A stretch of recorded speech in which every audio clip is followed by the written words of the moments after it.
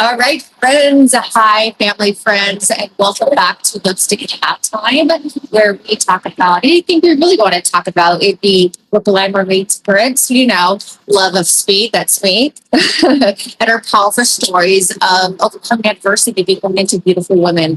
I'm your host, Kimberly Robinson, and I'm here to celebrate women and their journeys and their success and to have a conversation, talk about really who they are and what became, your success or what your dreams are and who you want to inspire and what you want to do.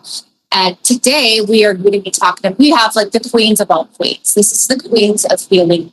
And the reason I want to do this podcast is every person here has a unique gift that I could say that healing.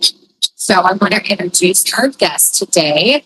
First up, we have Jennifer Jean. She is a fantastic photographer out here in Salem, Oregon. She also does prep work, which has been a really beautiful journey and something fairly new, but it inspires me. I think that is a really big thing for healing too. So I'm so excited actually to play this. Not to yet, but I'm very excited. So this is Jennifer Jean.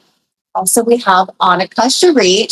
I met her not too long ago. She is an upcoming runway model. She is a seamstress, which is amazing. She's beautiful. She's wonderful. She has a story that is very unique, especially as someone's at home. But she really inspired me as a person, and I'd like to have her here as well and talk about her story. And then we have our Dr. Jamie O'Neill right here. And she is a best author, best book author. So what did I say? It's best-selling author. She's done multiple books. She's an esthetician. She has had med spas. She goes around and just podcasts and talks about healing. Also, she shares something very special with me, which we both have the same grandson. So that is very cool. So, and she has a very beautiful journey too, and things that that as a woman, I think all should know of her feelings and still is. So I would love to talk more about that, but. Let's start here. Let's start with you, Jennifer. Why don't you give the audience a little bit of information, who you are, what you do, things that just start there and we'll go from there. Yes. This is my first podcast. So thank you for having me on. I am a note taker, a journaler, and so I also am a talker and I can get off track. So I did take a few notes and that way I don't just go. But I am sometimes when we go downhill, it's actually. I'm just saying. Okay, I'll keep in mind. I try not to rail it in too much, but a little bit of self. I'm a mom. I've got 2 children, and 14, 17, and I'm a solo entrepreneur. I have 2 businesses. I have my photography business, which I started in 11 years ago. And it has been my sole career since then. And I've been able to support my family with that. And I'm super proud of it. I bought my first home all on my own 2 years ago. The grind is real to be able to keep it and maintain that. All of the expenses and everything that have been coming up recently, especially the economy and stuff. But I love what I do. And I feel like breathwork has just kind of fit into that. With my photography, I say that my superpower is making people feel comfortable in an awkward situation. Like nobody likes to have their photograph taken. And so if I can take that out of the equation, which there are very few people, but okay, not all the time, but yeah. Yes, and I love it because you just know all the things, what to do, and you move your body so well, and you're so confident in front of the camera, and I love that. But for myself included, and 95% of the population, we get super nervous in front of the camera. And so being able to plan it in advance together, being able to make you laugh during the photo shoot so that I capture that authentic, genuine smile. Like it's one thing to get you posed in a beautiful picture position, but you want to look as though this is like natural and smiling and laughing. And so that there's that moment of that fear in your eye and that beautiful smile capture. Because I do believe that there is so much power in look at that photograph of yourself when you're like feeling down, bad about yourself or comparing, you can look at that photograph and be like, oh yeah, I'm a badass. Like that's who I am. Like, why would I even go there in my mind? And so I love that I get to do that for not only women, but everybody that I photograph. And then breathwork came to me a couple years ago. I was photographing an event. I had no idea what breathwork was, and this guy on stage introduced me to Arizona and started talking about it. And as I'm photographing events, I can keep up with what's going on. And I'm just thinking, I was like, yeah, that's nice. And it wasn't until the evening time when they did a couples breathwork session and she had me photograph that session that I got to experience it in person. And he had these couples sit together, facing each other with hands over hearts and just looking into each other's eyes as they do together. And he was just saying all these beautiful things. And so after I had photographed enough, like at the event, I sat down and I was like, I'm going to try this out. And I put my hand over my heart and my hand on my belly and I started breathing with them. And 2 weeks prior to that, I had gone through a breakup and I was going through the emotions of that and the grief of that loss. But I hadn't really been thinking about it because I was working. And maybe it was because it was a breathwork session with couples that it was what came to my mind. But while I was sitting there breathing, I connected with those thoughts. Then those emotions came up. But it wasn't like reliving that trauma or processing that grief. It was just letting it go on the exhale. And every time I would exhale, I would let go a bit more. And by the time we were done, and I only had like the last 10 or 15 minutes of class, I felt so light and so good and so excited to be single again. I was like, this is the best decision for me. I get to be who I am. I get to move back into that person that I am as a single, independent business owner woman. I don't have anybody to answer to. And I just have this amazing positive outlook about everything. And move forward. And I left that thinking, I need this in my life. That's a fantastic story. And I want to reflect back on a lot of things that you said. And I can say this for all of us, all four of us, that we all are single moms, all been single moms, you know, so which is a really huge thing, and which I actually feel really proud to be sitting here with four people that are single moms because it's one of our races picked by ourselves, you know. So, and then going back to that breathwork information, and this is one of the questions I want to ask you, which I think maybe could be the answer, but what is the moment in your life that changed you forever? I mean, it could be any moment, but I really liked the factor that you found breathwork, and it was just kind of something that guided you on. I don't need anybody, you know, but that might not be your own. What was your moment? There's been so many pivotal moments in my life.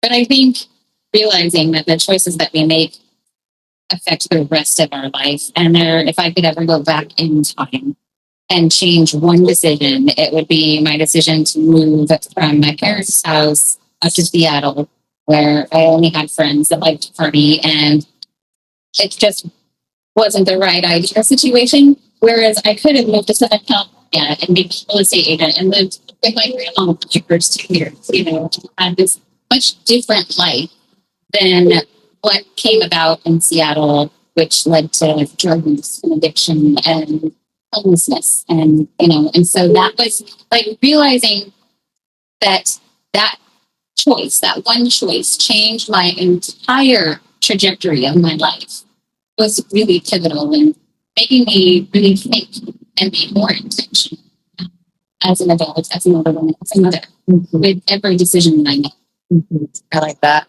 And that's one thing too I know about you is that you were an ex-addict, and right? My correct? Because you know we talked about it, and you're clean and sober, and you have been for a while. I know that's a huge part of your life. So, and I've met and you too as well. And I've met a lot, you know, a lot of my friends, and they're very inspiring too. That I've actually surrounded myself with that more than I ever have too, because I think it is a huge thing, you know, and especially coming from a past myself of having, you know, a husband, but a dad that was an addict, that was really wrong, and a mom that's not alcoholic, you know, so it's still a struggle. That's why myself, I had to be very careful in that, you know, so I really use for that. It's amazing. I'm going to ask you some other questions a little bit, but I'm going to let everybody else introduce themselves. And Anika, would you like to Yeah. So I've heard it's really hot out here. This was my idea, just FYI. we're long sleeves. We're long sleeves. We should have, you know what? We should have just went in the pool and did it. That would have been right? We discussed that really to the full podcast. Yeah. So you know a little bit of my background. A lot of people do because I started advocating. She's able to just be a kid. And it's truly incredible, like watching her grow up, because I'm just like, aw. And you know, every now and again, I'll be like, I wonder how I would have been if being had nurtured the way I'm nurturing my daughter. But it's been healing. Yeah, being able to see it and experience it through her eyes has got to be so healing. Yeah. You know, in a way that a lot of people don't get to experience. Yeah, it's bittersweet for sure. We're live again, so let's try this again. I'm gonna have to get this nailed down. I've never done it outside, so tricky. Okay, so let's go back to the hypnotism. Yes. Even though we weren't on there, she could probably still hear you. So you talked about in the past you got hypnotized, and as a nurse, like I'm more scientific, so I've never tried it, and not that I'm don't know. I just don't know. Like, do you think it helped you? Yeah, absolutely. So I got into neuroplasticity, and I'm super into the science portion of a lot of how our brains work, and also I'm a very spiritual person, and so I was looking for a life coach. I felt like I was at a dead end, and I was like, okay, well, let's find a spiritual life coach. And found one online. Her name's Judith. I can't pronounce her last name, Aslander, I think. And she said online, she said she was a counselor and a hypnotist. And I was like, okay. And we had a great discussion. I go in there and tell her about, my crazy childhood and upbringing and where I'm at in life. And she's like, okay, goes through some stuff. And she's like, are you ready to get hypnotized? And I was like, sure, I guess. What? Okay. And before that, I thought it was just, an act that people put on at the state fair and whatever. And we talked a little bit about what it entailed and how you basically are shutting off the conscious mind more and tapping into the subconscious, where for me personally, a lot of triggers, a lot of wiring needed to be approached and dealt with. And for me, I have the hardest time feeling my feelings. And because I'll just push him down or I'll push him away and just be like, it's fine. And that was the first time so she put me under, had me do some visualization. And that was the first time that I had faced a lot, not only the scariest man when I was growing up, my pastor, who scared me to death because he was an awful person, was able to face him and bring in a lot of emotions that I had suppressed. But also I felt so much power being able to do that, because even though I wasn't in front of the person, I had a lot of things that I had needed to say that I held on to that I didn't realize I needed to get out. And she even said, she's like, experience to the fullest amount of pain, anger, whatever it is that you need to experience while you're talking to this individual. And I did. And it was heavy. And the session lasted a few hours. I did I think 8 sessions with her to work through a lot of this. But I came out the other side with clarity. I made a really big life change and ended up a single mom and, moved to a town. I didn't know anyone. I still barely know anyone. But it was good. There was a lot that I was able to deal with and release doing the hypnosis. And I would do it again if I felt the need. So you'd recommend it? For sure. Sounds like it helped. Sounds like it kind of got out things that you weren't able to do. Yeah. So that's good. Yeah. I have a question for you. So if you could describe your journey in 3 words, what would they be? 3 words.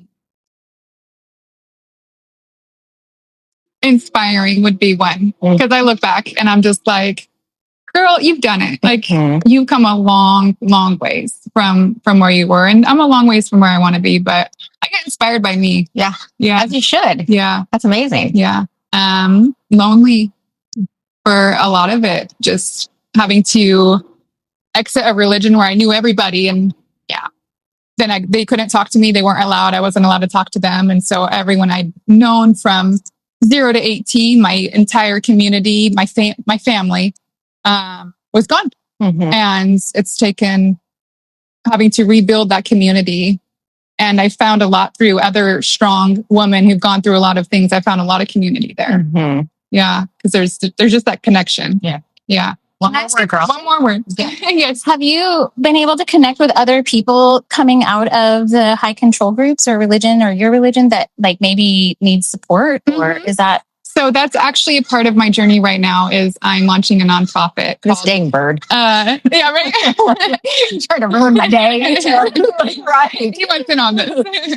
It's called Refuge Spiritual Center. So I'm actually in the midst of launching a nonprofit to help people escape. That's fantastic. Yeah, I'm writing a memoir because the way I was raised, I wasn't allowed internet or or any connection with outside world. And so it's like the best way I can do it is through a book where people like me could find me in a library or in a school somewhere and hopefully connect that way. Yeah. Final word.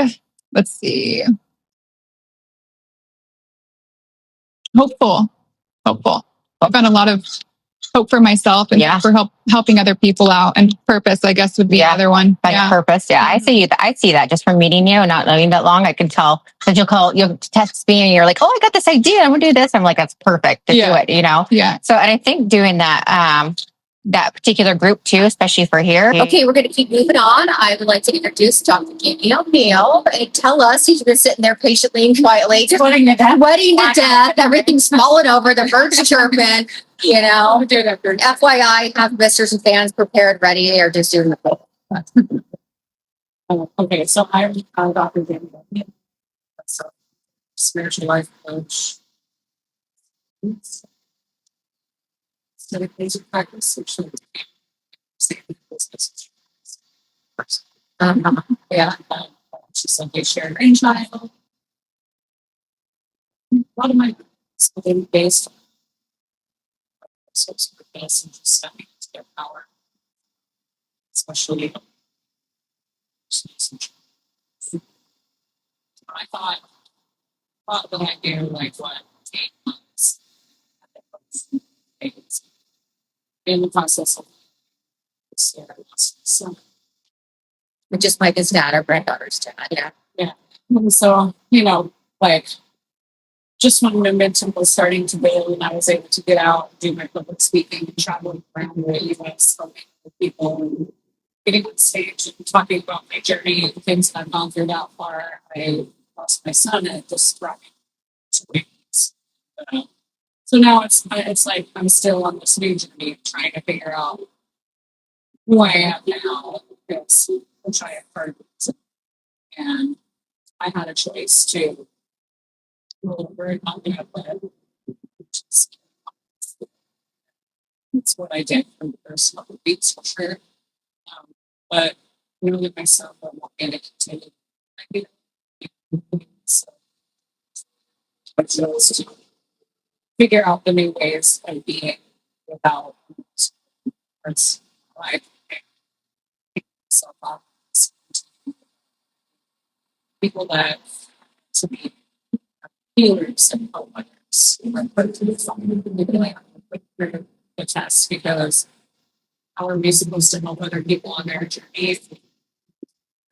So I think the hard stuff is continuing to shape and evolve who I am. That's other people who grief major losses. So trying to turn that current pain to even more purpose. I think Robbie would really like that. In my opinion, I just and no, I can't even imagine. I'm sure we can all agree. I really know I that deal with it. That that's way beyond. Like then we should have so I that really you're doing what best you can about making helping others. I think that's a more healing. I'm getting yeah. It's all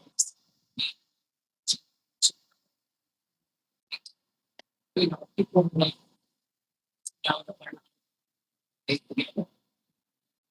other people out there who are in similar situations. So, like, I know a lot of people say, like, past children. It's like, I wish that I had some situations. And sometimes people feel like there's against inspired leads to suicidal thoughts. Trying to I did 27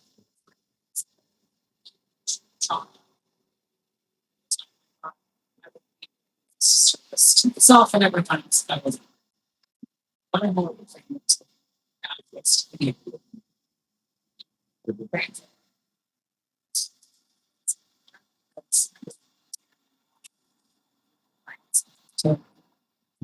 my son Jessica things down. Yeah. And I think that this is something like this. Yes. And very cool. Sorry. I'm really laugh. Life songs. Yeah, I just feel like being able to continue keeping my message moving forward. You know, if I can get through the things that life is at me and still come out the other side, like so.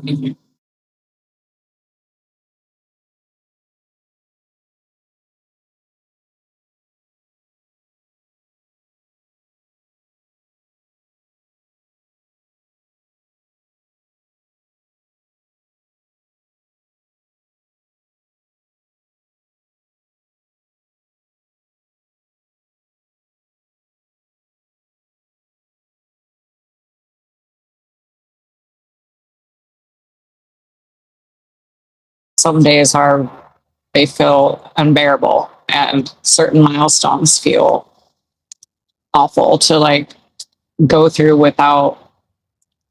My son was such a big part of me, and we were so close. And you know, it's been 7 months now, and to not be able to hear his voice, it's the loudest silence. I just, you know, I miss him. And every day I get to look at this beautiful grandchild, and he is his little carbon copy. Mm-hmm. He's just like him. Even the things that he likes to eat and the toys that he played with, that my son played with when he was that age. It's just like watching him grow up all over again. And so I feel really blessed that I at least have that piece of him that continue to grow and love, and to be able to nurture and to be a reason to keep going, because some days it is hard, and some days I do want to give up, but I have to just remember what I'm here for, and what life throws at you. Just, you can choose to be a victim of those things, or you could choose to step above it and get into your power. And that's what I'm choosing. And I know that that's what Romy would want me to choose for myself. Yeah. Okay, you said you're a minister, and what was the correct term for it? Metaphysical minister. So I'm more in the spirituality things. Can you tell me what that is? I just want to know. Cult people are. I actually grew up in a cult as well. Very, very strict Southern Baptist. Wasn't allowed to wear jeans. Couldn't cut my hair. Anybody left the church, we weren't allowed to talk to them. So I was questioning religion then, and it became something that I grew to actually hate as I got older, because I was like, why do we have to seek something outside of ourselves? Why do we have to pray through here, whatever, to be able to reach divine source when we are fragments of our divine creator? You know, we are the divine. There's no outside way to get there. Like, we can just go within. Like, and most religions, they, you know, when in the Bible, if you quote anything with Jesus, which I don't think Jehovah's Witnesses do that, but the kingdom of heaven is within, right? That's what most religions would say Jesus said. And I think what he was trying to preach was not some outer source. I think he was trying to teach Christ consciousness, and that we are the king, like the kingdom is within us, right? Yeah. We don't have to search outside of that. So for me, it's more spirituality based. So in my ministerial part of my work, it's more for coaching and counseling, to be able to help other people like really dig in to their soul, and to understand that everything is within you. All of the answers that you seek, they're already there. We already know. And there's no thing that we have to pray to. We don't have to donate a bunch of money to the church in order to grease the gates of heaven. You know, like, there's heaven and hell right here. And we have that choice to choose what we are going to focus on in our life.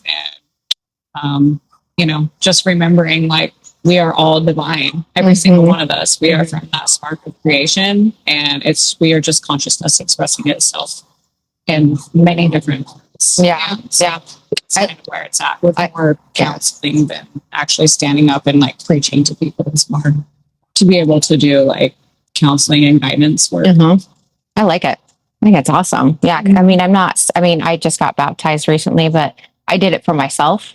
Yeah. Like I didn't do it because I thought I need to be in a religion. I didn't do it because somebody told me to do it. I did it because, and myself, I wanted to be closer with whoever my Lord is. You know what I'm saying? Right. Which is a big, I don't read the Bible. I don't go to church very often, sometimes during the holidays and sometimes when I want to, but that's just who I am. You know, and I don't think, like you said, you have to do all that to be, to feel that love, that what you need as a person, you know? So that was my place with that. And it's funny, I wear this every day and I wear it because I really love it. Sometimes I hold it in my hand and I realize depending on what's going on, like I hold it in my hand and I just feel like it's a comfort for me. Talisman is a very powerful thing. Yeah. It can come in many forms, you know. Yeah. Like I have mine. Yeah. This is my flower of life. There you go. It's a spiritual tool. Yeah. And it helps, you know, to have something that we're like, Yeah. you know? Yeah. That's kind of exactly how I feel. It's back in the day, you know, you just sit there and Rub it. Yeah. And I know I think there's no godly purpose to it necessarily, but I just feel like to me, it's a purpose. Yeah. It has a lot of meaning. It makes you feel better. I have a question for you, every time I have a question for you guys pretty much answer it, but where was your moment that you almost gave up and what changed your mind?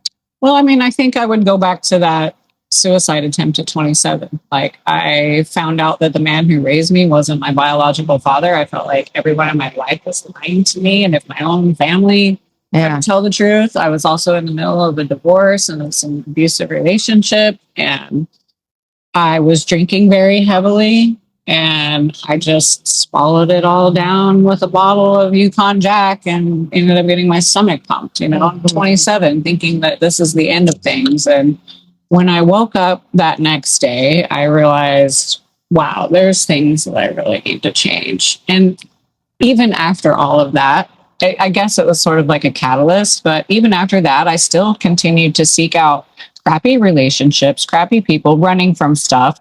I started doing cocaine at that time after getting my stomach pumped, everything. Like I started going down that messy way. And finally, it just had to be one of those moments where I decided to choose myself. And I've been sober now for, it'll be 8 years this Christmas Eve, New Year's Eve, not Christmas Eve.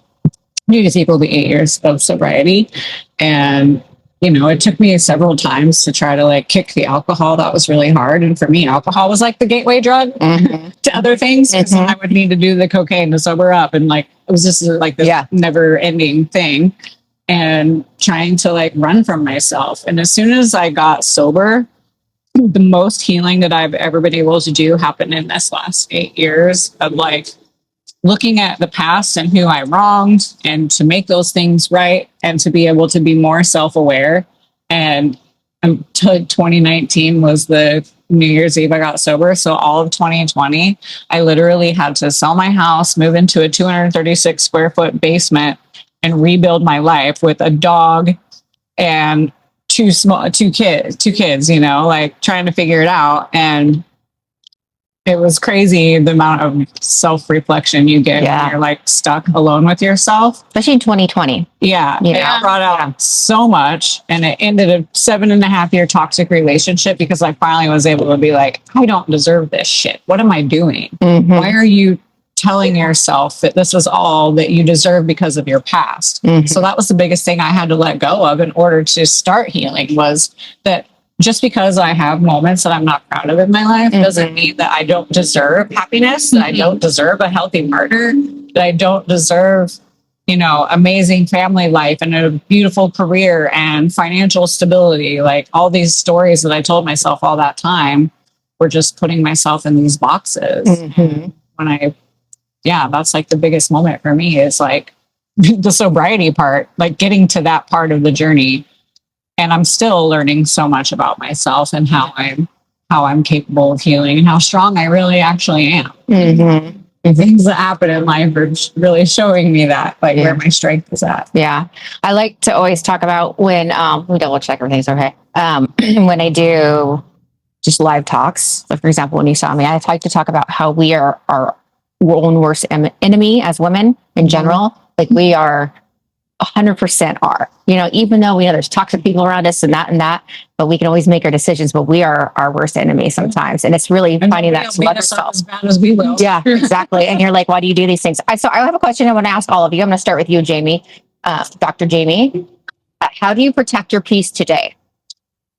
Well, it all starts for me with mindfulness meditation and like she does, breath work. Like whenever I'm not in a good place and I'm feeling chaotic about everything, I go lock myself in my room. I light some candles, burn some sage, and I sit there and listen to my breath and bring myself back into the present moment. And that's what brings me the most peace, just being able to recenter and connect with my higher self. Mm-hmm. For me, it's lately I've been on a journey of boundaries and saying no because I have people pleasing tendencies. And then, I'll tend to overexert or overextend myself. And so a big way that I've been learning to protect my peace is by, just advocating for myself and being like, okay, well, is this in alignment with my future or is it in alignment with my past? Mm-hmm. And being able to disregard the things that are in alignment and disconnect from people who are in alignment and connect to people who are. It's been a big thing for me. I'm going to reflect on that one too. I think that was one a big thing for me today, especially this past year of just really having toxic people in my life. Especially, I would have to say they've all been women, which is very sucky. World. Yeah. I love them. Have some were not in the pageant world, some were, and really cutting my boundaries off because I'm one of those people. Screw me over once. Okay, well, maybe, but screw me over twice. That's my fault. And I just like, bam, I straight cut them out. I don't need to tell you why. You don't need a reason. I don't care, but it sucks because you give your all with it and your heart and you try to, you're kind. And I think people take it. What is that? They just take advantage of it for weakness and it really sucks, but they obviously don't know who I am because I will cut you out quick. And it just gets you out of my world. But that's been my past year, especially multiple people, which really sucked. But it also put me in a space where I feel that I need to protect myself. And it really sucks because I don't want to have to live like that. But now I have to keep my circle small and really protect who I am. So it's a hard lesson learned, but it's something you have to do. And it really stinks. You have to do that. So I feel like it's energetic hygiene though. Yeah. Yeah, ultimately. Yeah. Jennifer? Yeah, I have to agree, like setting boundaries and really being clear on what I'm going to allow into my energy and what I don't want to affect me and my energy. Like paying attention to my body. How does my body feel in this moment? What is my subconscious trying to tell me? And because I did the hypnotherapy also where you tune into your subconscious, which is always with us. It's that light that resides inside of us of giving us information all the time.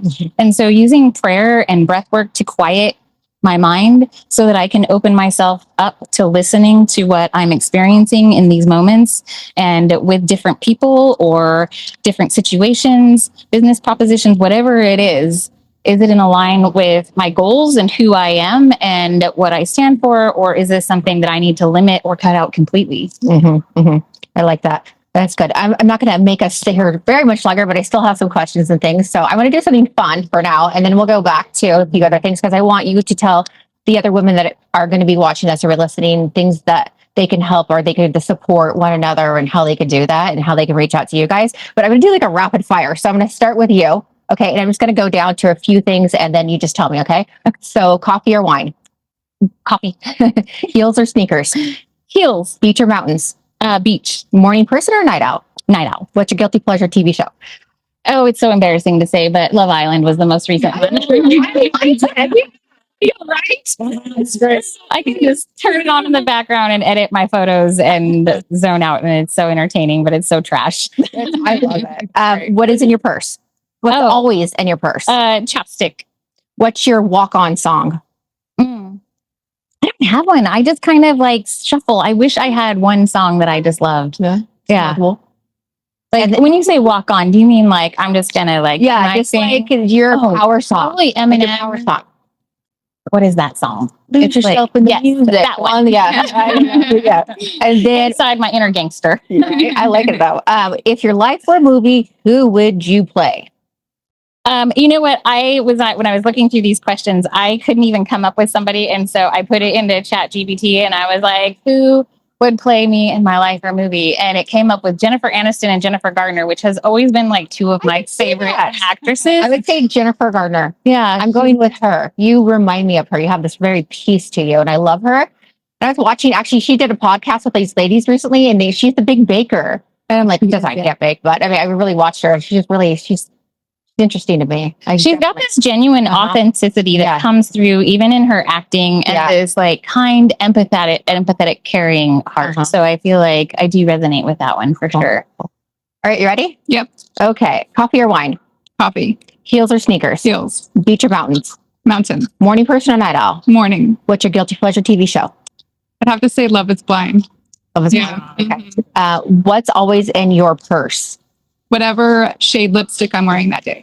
Okay. Yeah. What's your walk-on song? This Girl Is on Fire by Alicia Keys. Yeah, that's a good one that gets me pumped. If your life were a movie, who would you play?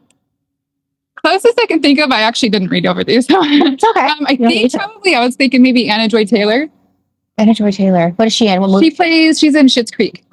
Oh my gosh, I love her. I love Schitt's Creek. Ethereal. I love her. Yeah. So, okay, Jamie, you ready, honey? Yes. All right. Coffee or wine? Definitely coffee. Okay. Heels or sneakers? Heels. Beach or mountains? Beach all the way. Morning person or night owl? Night owl. What's your guilty pleasure TV? Right now, I'm addicted to Traders. Traders? Like binging it right now. Yeah. I also love Love is Blind and Love Island. Like, Right. I'm into that reality stuff. Yep, same. What's always in your purse? I don't really carry a purse anymore. It's just my phone now. So, Okay. yeah. There you go. I'm living it simple. Yeah, I just strap my ID into the back and that's Ready. all I need. Ready. And then what's your walk-on song? You know, it used to be The Look by Roxette, but right now I'm still searching for my next one. I like that song though. It's a great pretty song. cool. If your life were a movie, who would you play? I think she's someone I get compared to a lot, which would be Lady Gaga. Yeah. Actually, I could see that. Yeah. Yeah. She's yeah, I could see that now. She's a fierce bitch. Yeah, she is. Okay, so let's go to a few different questions. I'm gonna go with this one for all of you. So you got time to think about it. I'm gonna start with you because I feel like you might know this. How do you define your success now versus 10 years ago? 10 years ago, I used to think success was the house you live in, the car you drive, the money that you have. And now I feel like success is the moments that you create with others and your ability to share your life with someone. Time to me, like, and being authentic. I think that's like the success for me is like helping other people and not being so focused on just self. I agree with you on that. I think it goes back to the play of we all talked about how you had to keep your guard up too, which sucks. As women, we are trained that way to compete with each other and stuff. And it's like we're so much stronger when we reunite with one another and if work together. Yeah, and if we did as a crew, just all women, we'd be instructable. Oh yeah, we're just gonna be men around. And another woman's like success isn't our failure. It just really teaches us what's possible. And if we started looking at it like that, we'd be doing a lot better. Yeah. I think it's a learning process. And if you're willing to teach or help others, then I think you'll be super successful. That's my opinion on it. Same question, Anika, how do you define success now versus 10 years ago? So very similar to Dr. Jamie. Very materialistic. Still probably am, yes. Okay. But still it was much more. And I was so embedded in hustle culture. Like the harder I work, the more money I earn, the more successful I am. And now I would say freedom of time, freedom of travel, and like that connection to your purpose. It's huge because I'm at the point where as long as I can pay my bills, if I'm helping others and if I'm able to be connected fully into my purpose, I'm a huge success. So yeah, like it. Jennifer, how do you define success now versus 10 years ago? Hey, honey, can you bring us some water? Henry, can you bring us some water, baby? We're just over here melting. We're melting. we're going to jump Can you bring us some water? We're like sweating over here. Black outfit. What am I thinking? Huh? The misters on. I didn't even think about it. I didn't realize how hard it was going to be in this corner. Like, yikes. Nice. Yeah. Reflecting back. Like 11's fine. Tan, don't Maybe it should be 8 o'clock. Okay. Go ahead, Jennifer. I would say similar. Yeah, I feel like 10 years ago, the society thought was it's how many things you have, how much you can accumulate, how much, like wealth and all of that stuff. But really, I think success for me now is, am I working in a way that is aligned with my highest self and the creating a life that I want to live for me, rather than making decisions like staying in Oregon because this is where my family is, but my heart is at the beach, and making decisions for other people is no longer on the table. And now it is making decisions for me and the kind of life that I want to lead unapologetically. Cool. Like it. I'm going to start with you one more time. I'm going to do some inspiration here. So, who inspires you every day? And my kids. Yeah. I love that. Yeah. Right. What legacy do you hope to leave? The biggest thing for my daughter mostly, and for other people like me, is that I'm an overcomer and an alchemist, and I can turn whatever pain that I've experienced into purpose and make a difference. Mm-hmm. Dr. Jamie, what are you currently working toward that excites you? Right now, I'm actually working on the Journey of My Soul workshop series based off of my books. So just kind of helping step forward and help other women and men too uncover their soul's purpose and digging deeper into that. So that's my next chapter, is my workshops. That's going to be good, because I think I know for sure, not think, a lot of people are searching for that. Yeah. And I think I can only speak for myself, that I found it in myself, but it took a long time. I've never had a mentor until recently, but we should all have one. Yeah, we should all have one. Sure. And I think you doing that will help a lot of others find their purpose. And it's not you telling them, it's you helping them find helping it, uncover it. Yeah. Like just digging within yourself and pulling it out. Thank you, Henry. Appreciate it. I need to go in the grocery store. Okay, taking Micah with you? Here we go. Okay. You don't like the store unless we're buying toys. So I'm going to ask this question last, but I have another question I want all of us to ask. So if women are listening today who feels broken, lost, or like she's starting over, what would you want her to know? Whoever wants to start. I would say have compassion for yourself or where you're at right now. Yeah. Own where you're at today. Yeah. And this isn't the end of your story. This is just a chapter, and taking that moment to reflect on, sitting with those emotions. I feel like we've just been taught to that emotions are bad. It's bad to cry for men. It's bad to feel this way. Suppress your emotions. You're a professional. You don't need to be emotional about it. And what I love about breath work is quieting my mind, because all of those things are just going on all of the time. That when I quiet my mind, and now here goes my ADD, because I have lost my train of thought. And the question, the question is, if a woman is listening today who feels broken, lost, or she feels like she's starting over, what would you want her to know? Yes, and so it's not the end of your life or your journey. This is just another chapter, and the next chapter can be whatever you want it to be. You get to control over your life, and you get to make the decisions that you want. And so really just taking time to process those emotions, allowing yourself to sit with it, breathe through it, and let it go, so that you can completely clear this part of your life out of your system and move forward with clarity and vision and hope for the future. Okay. I think a big one for me would to encourage them to take radical responsibility for their healing and for their own. I like you said, radical responsibility. That's very affirmative. I love it. To give our power away, like me included. And I'm like, oh, well, I can't do this because of this person or that person. Going back to what you said, like, ultimately, we're in charge of our own lives. We're in charge of our destiny and where we go in life.